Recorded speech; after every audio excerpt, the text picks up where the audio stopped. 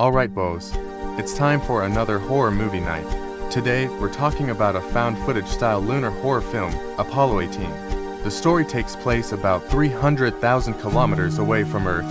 In deep space, 3 American astronauts have just launched aboard a rocket and arrived near the moon's orbit. All 3 of them are active duty military personnel. Their names are Anderson, John, and Nate. The mission takes place in April of 1974, the very last manned launch of the Apollo program.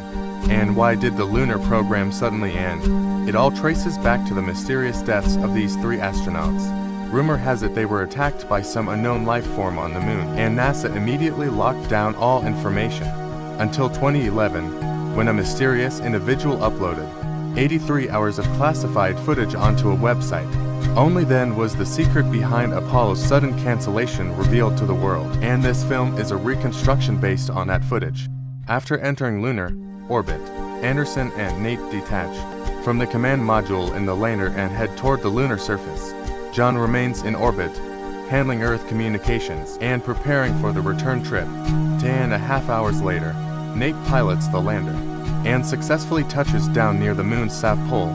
The 2 astronauts quickly plant the American flag and take some photos. While they're installing the communication relays, a dark shadow flashes across the camera, followed by a burst of static.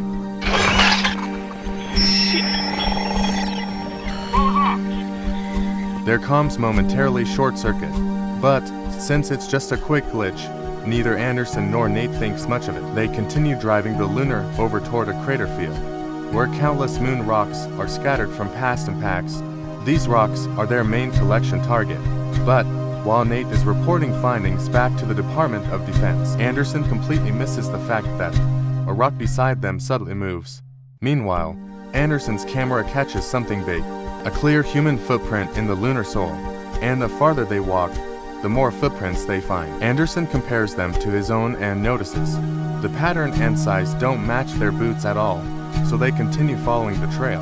Eventually, inside a massive crater, they discover an abandoned lunar lander. Nate and Anderson tense up immediately, but they still take the rover and approach the spacecraft. Nate instantly recognizes it as a Soviet lander. A collapsed hammer and sickle flag on the ground confirms it. During the Cold War space race, it wouldn't be surprising for the Soviets to attempt a secret landing, but why hide it from the world? Seeing the fallen flag, Nate assumes something must have gone terribly wrong. Driven by curiosity, Nate climbs onto the lander and opens the hatch. Inside, it's pitch black, no signs of life at all. Back then, US and Soviet technology was nearly identical, so the control systems feel familiar. Nate powers up the systems and finds oxygen reserves intact, and energy levels nearly full. So, where is the cosmonaut? Did moon creatures kidnap him? Outside, Anderson suggests checking the surrounding area, hoping to find clues. Nate agrees, but warns him to stay alert. The Soviet cosmonaut might still be nearby. Right then, inside the lander, Nate finds a first aid kit, drenched in blood, with more splattered all over the cabin. At the same time, Anderson radios in saying he spotted something down in a shadowy pit. Since sunlight doesn't reach inside, he has to climb down himself. Nate warns him not to be reckless. The suit can't handle temperatures that low. But Anderson, shivering and breathing heavily, forces himself down to the bottom of the pit. He flashes his light around. Get out of that pit! Say something, please! And there lies a dead Soviet cosmonaut. As the flashlight flickers, Anderson sees him clearly, lying right across from him, nearly scaring him to death. His panicked breathing echoes inside his helmet. As Nate yells through the radio, the 2 of them manage to haul the body out. The cosmonaut's helmet is punctured, clearly attacked by something. Searching the body, Anderson only finds a small rock. He can't understand why the cosmonaut clutched such a thing when he died. Nate tells him not to overthink it. They need to return to the lander and contact command immediately. Staying here any longer might get them killed just like the Soviet. After this discovery, neither of them is in the mood to joke around anymore. Nate reports everything to her, telling the operator that the Soviets did land on the moon, and one of them died at the South Pole. The operator plays dumb and acts confused. Nate says their landing site is less than 2 miles from the Soviet spacecraft. There's no way the Pentagon didn't know. He asks what really happened on the moon, but the only response they get is classified, cannot be disclosed. Both astronauts realize they've likely been lied to. This mission was never just about collecting rocks, and their fate might be the same as the dead Soviet cosmonaut. With no answers, they tried to rest, but a few hours later, the relay station outside starts glitching again. Something darts across the camera, and their signal gets scrambled. Inside the cabin, a sleeping Nate is jolted awake as something falls onto his helmet. He jumps up and sees a rock placed on top of it. Meanwhile, Anderson notices the American flag outside has mysteriously disappeared.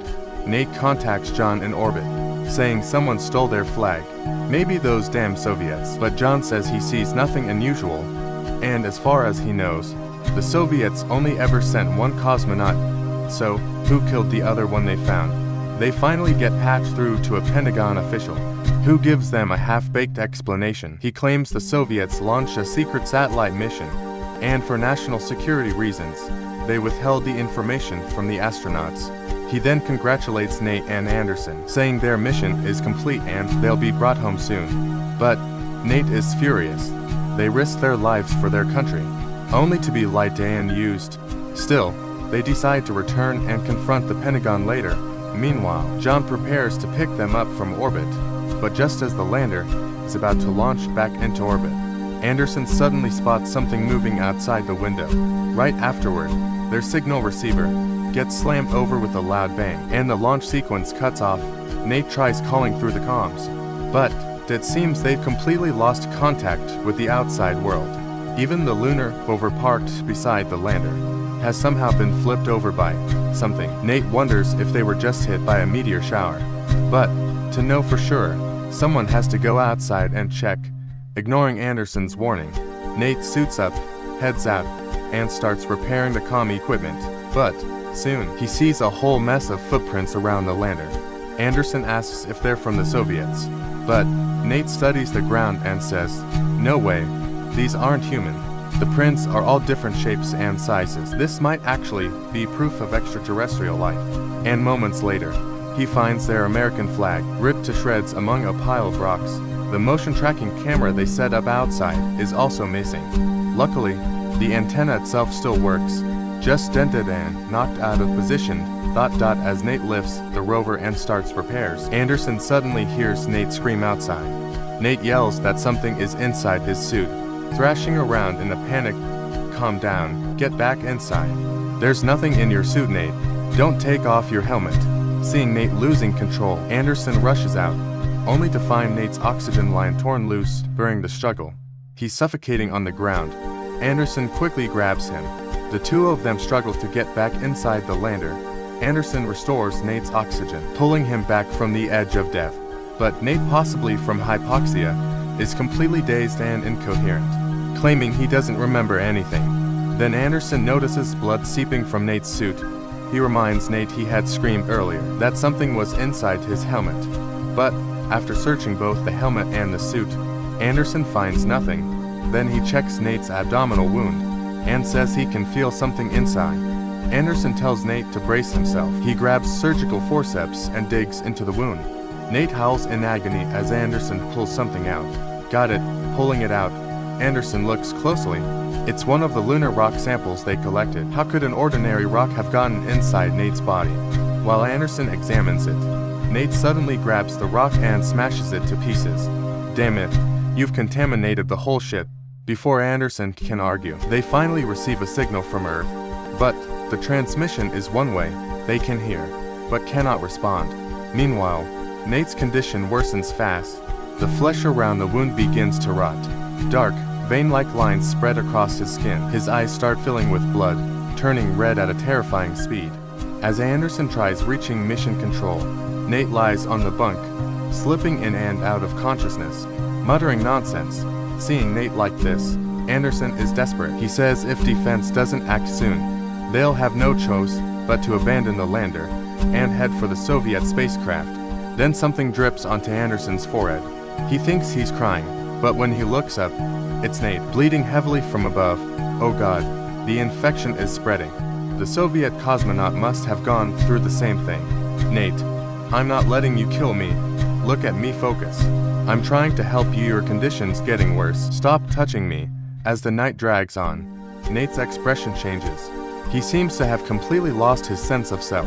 He refuses to sleep, creeping around with a camera, filming Anderson like a lunatic. Then the external camera feed catches a crawling creature darting across the surface. Nate snaps completely, claiming NASA is using them as test subjects for some secret experiment. He smashes the ship's monitoring equipment in rage.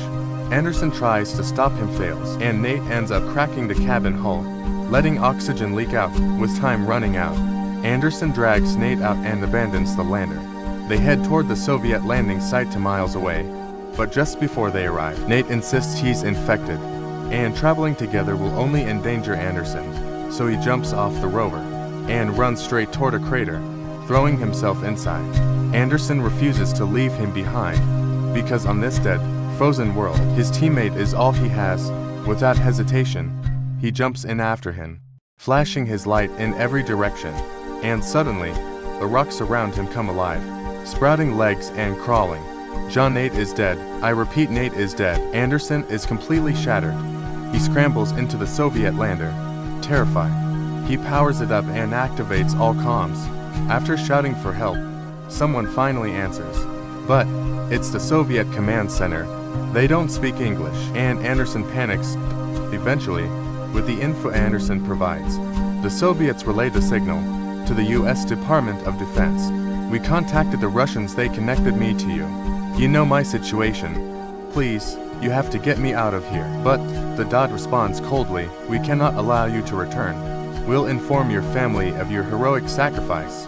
They refuse to rescue him. The country he served has abandoned him. Just as Anderson falls into despair, he receives a transmission from lunar orbit.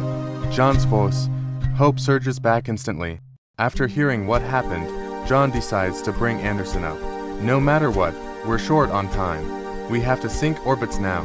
It's done, John. Everything's set. 765. 765. Damn it. Open the hatch. Open the hatch. John, you know I can't do that. Please, if you open it, you'll kill us both.